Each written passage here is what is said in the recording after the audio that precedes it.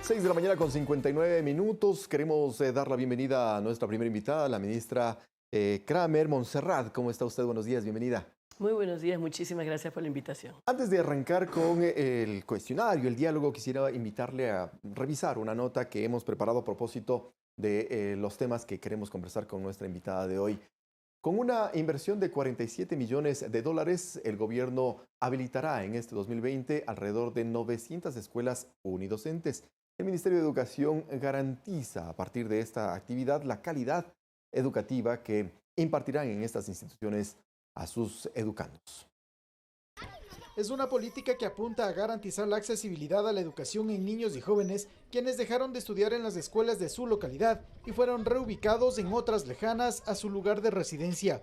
Las escuelas unidocentes Germán Flor en Pichincha y Teniente Hugo Ortiz en Azuay son las primeras en ser nuevamente habilitadas para el servicio de niños y jóvenes quienes viven a una distancia considerable de zonas urbanas o de mayor concentración poblacional en cada una de sus jurisdicciones. La ministra de Educación, Montserrat Kramer, explicó que en la Sierra el retorno de los estudiantes a las escuelas unidocentes se dará al comenzar el segundo quimestre del presente año lectivo. Y de la misma manera con el ciclo Costa. Para el ciclo Costa empezaremos el año ciclo Costa con todas las de la costa, que serán muchas más, el inicio de año lectivo. La autoridad educativa garantizó la calidad de la enseñanza que los docentes impartirán a sus educandos. Cuando el modelo pedagógico está muy consolidado, cuando la comunidad y la familia se involucran, cuando los docentes están capacitados y preparados y lo hacen con vocación y servicio, el niño siente esta especie de protección de tejido social de la comunidad y automáticamente se abre a los aprendizajes. Además que la reapertura de las escuelas unidocentes tiene un plus para los estudiantes. Los niños que están cerca de su institución tienen un rendimiento académico mucho mejor, por el mismo hecho de que ya vienen desayunando completo, su desayuno completo. Lo que es por la distancia, ellos a veces no desayunaban bien, no dormían bien y les bajaba su rendimiento académico. En este 2020 la meta es rehabilitar 900 escuelas comunitarias, para lo cual se ha previsto una inversión de 47 millones de dólares. Javier Ceballos, Medios Públicos.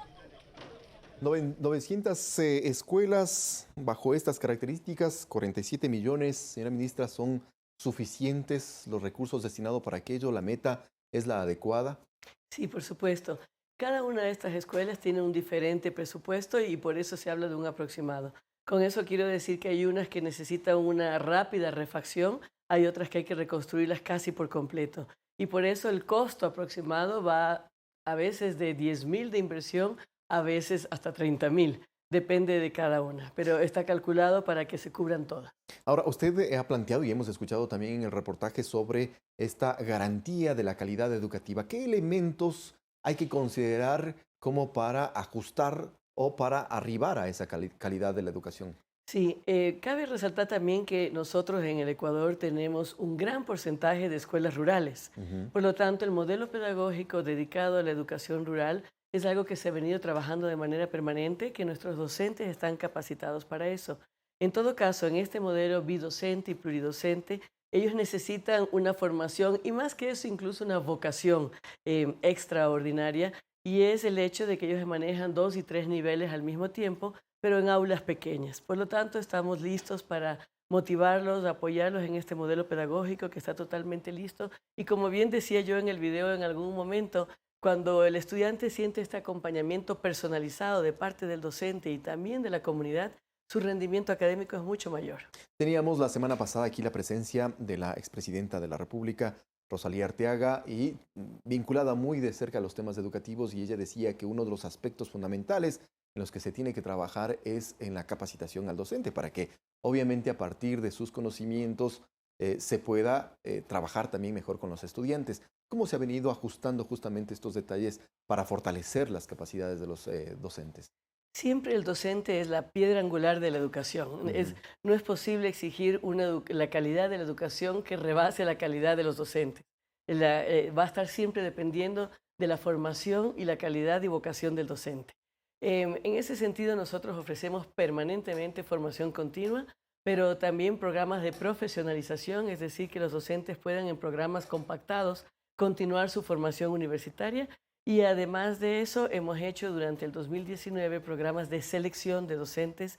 Hicimos el Quiero ser maestro del 1 al 5, Quiero ser maestro 6, en los cuales ellos nuevamente, y el ser maestro, en los cuales ellos nuevamente pasaron por diferentes pruebas y evaluaciones para asegurarnos que sus conocimientos están siendo actualizados, para identificar las necesidades de formación y continuar con eso.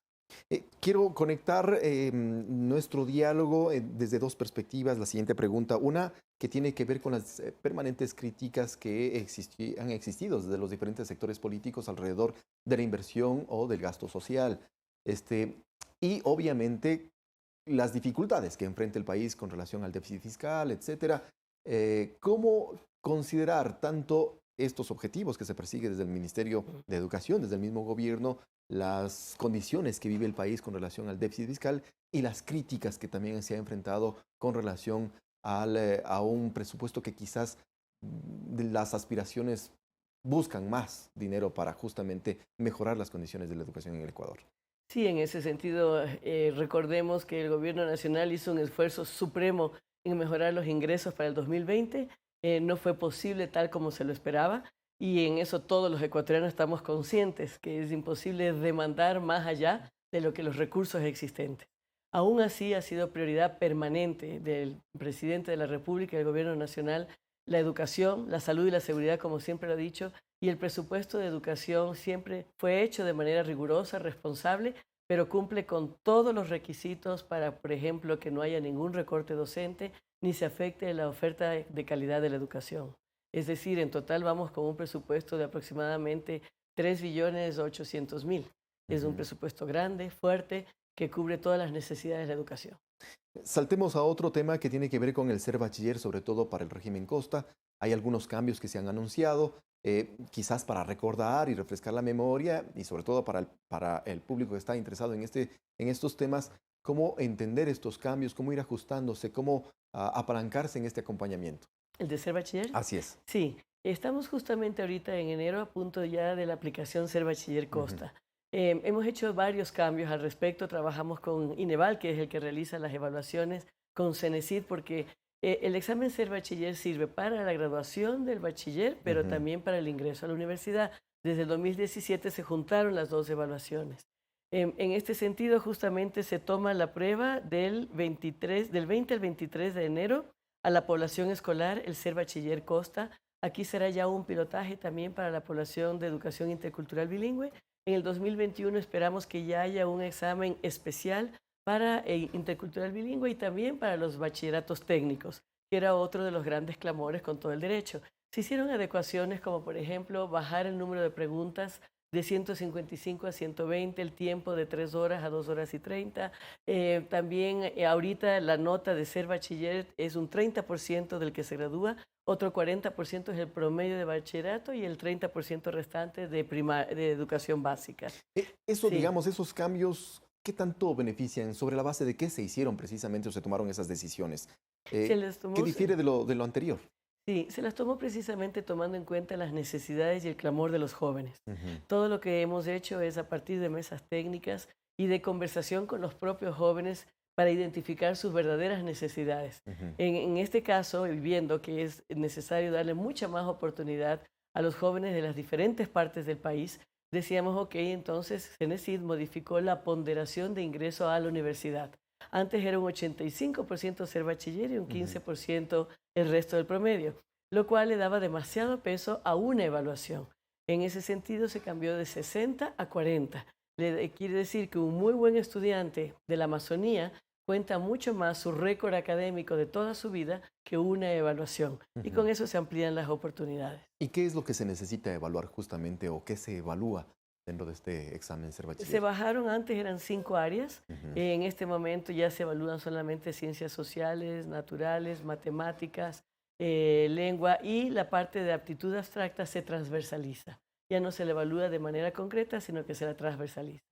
Hay algunas inquietudes que van de la mano de aquello que tiene que ver con los estudiantes que tienen la posibilidad de tomar un curso de nivelación, de preparación para el examen, y aquellos que lamentablemente no tienen esas posibilidades. ¿Cómo ajustar esa brecha justamente de acceso a esa nivelación. Sí, conscientes también de eso, estamos trabajando mucho con los estudiantes del sector fiscal en general. Hay simuladores en plataformas, se les manda siempre por las redes las indicaciones para que suban con tiempo. El cronograma de preparación es extenso. Se hacen simulaciones también presenciales con ellos en las aulas. Los docentes están capacitados para prepararlos para los exámenes y estamos tratando de suplir ese vacío precisamente con los estudiantes del sector fiscal. Usted hablaba del pilotaje, ¿no? De un plan piloto para ser bachiller en el sistema de educación intercultural bilingüe. ¿Cómo, detalles, por favor, un poco alrededor de este pilotaje? Sí, estamos trabajando muy de la mano con el sector de educación intercultural bilingüe en todas sus necesidades. Y por supuesto, una de esas es el ingresar a la educación superior. Cuando nosotros hablamos de evaluación en el sector de educación intercultural bilingüe, hay que considerar muchísimo su cosmovisión. No son el mismo tipo de preguntas, no es el mismo tipo de aproximación a veces a la resolución de problemas que puede tener nuestros tipos de contenidos. Ellos tienen el modelo pedagógico denominado MOSEIP y tienen otro tipo de aproximación a veces lógica para la resolución de problemas. En ese sentido, además tienen el dominio de la lengua, que tiene que ser considerado. En ese sentido, las pruebas, siendo las mismas, buscando evaluar las mismas habilidades y competencias necesarias para los estudios de educación superior, se las realiza desde su aproximación y cosmovisión. Tomando en cuenta que para el 20-23 de enero, ¿son las pruebas o son las inscripciones? No, ya son las pruebas. Ya son las pruebas. Es la toma de pruebas. Tomando en cuenta entonces estas fechas, a la actualidad, ¿cuál es la cifra de inscritos para este programa? En este momento tenemos de población escolar 168.934 y estudiantes que quedaron con la titulación pendiente del año pasado, 413.000, lo que significa que son 169.347. Cabe notar que también van a ir aproximadamente otros 100.000 que se les llama población no escolar, que son aquellos que se graduaron en otros años, que están ya trabajando, pero que para ingresar y que ya tienen incluso el título de bachiller, pero que para ingresar a la universidad pública necesitan pasar por la prueba ser bachiller y ellos se están preparando para eso. Ahora, sin embargo, habrá, imagino yo, dentro de estas cifras que resultan ser importantes, un número de personas, de estudiantes que no necesariamente estén buscando la educación superior. ¿Cómo ajustar justamente estos detalles? La expresidenta, le decía yo en esta entrevista, comentaba sobre la necesidad de generar una planificación para que al salir del colegio tengan los estudiantes la posibilidad de incluso conseguir un trabajo. Eso en la actualidad, ella decía, no hay esas condiciones. Y lamentablemente, pues, quien no encuentra las posibilidades de ingresar a la educación superior se queda en la nada. ¿Cómo ir ajustando esos detalles? Sí, por esa razón le hemos dado muchísima fuerza a la educación técnica. En eso lanzamos el Plan Nacional de Educación Técnica a finales de diciembre. Eso contempla un fuerte componente dual y eso beneficia incluso al año de bachillerato técnico productivo, que es un año después del bachillerato, donde el estudiante pasa justo en un intermedio entre la graduación y la inserción laboral. Pero aparte de eso, también con el presidente de la República se inauguró la semana pasada el bachillerato técnico autosostenible, que primero beneficiará al sector agropecuario, luego al turismo sostenible y luego a todo el modelo de bachillerato técnico. ¿Qué se busca con eso? Que los estudiantes precisamente desde el bachillerato, ellos aprenden haciendo, pero haciendo con calidad, con verdadera competitividad nacional e internacional, en articulación y en diálogo con todos los sectores, entre esos por supuesto el sector productivo. Ellos nos garantizan el ayudarnos a formar a los estudiantes para una verdadera producción y a su vez ayudarlos a comercializar los productos. Los beneficios de estos productos retornan al propio bachillerato. Eso sube la autogestión, la autoestima del estudiante e incluso de su entorno. Y con eso estamos precisamente abriendo mucho más horizontes vocacionales a los estudiantes, pero sobre todo los estamos preparando para la vida laboral, para una satisfactoria inserción de emprendimiento y vida laboral. Y finalmente, solamente para cerrar, de acuerdo a esta explicación, las metas a alcanzar en función de estos dos programas de bachilleratos técnicos. Las metas para los bachilleratos técnicos así es para nosotros, tenemos muchísimas expectativas en el bachillerato técnico.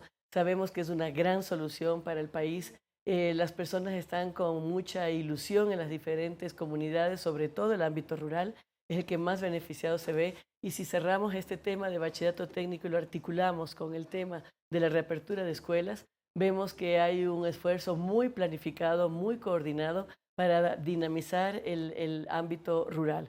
Estamos en coordinación también con el MIES para que nuestras escuelas rurales, que van a ser un centro de desarrollo de la comunidad, también puedan ofrecer espacio a la población del MIES. Y también vamos a rescatar a todos aquellos que han tenido deserción de la escuela o abandono, mejor dicho, escolar, y poder volverlos a incorporar, que se incorporen a estas escuelas y ponerlos en programas compactados de formación para que luego se conecten a los bachilleratos autosostenibles.